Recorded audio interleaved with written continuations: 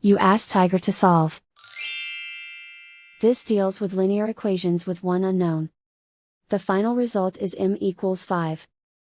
Let's solve it step by step. Simplify the expression. Expand the parentheses.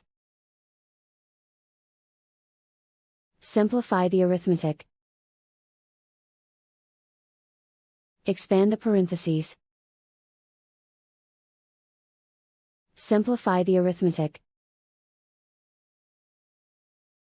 Expand the parentheses. Simplify the arithmetic.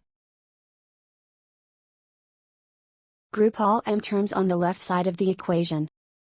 Subtract 2m from both sides. Group like terms. Simplify the arithmetic. Group like terms.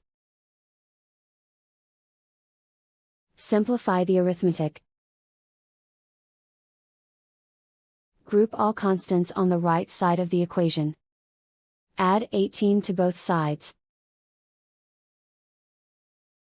Simplify the arithmetic.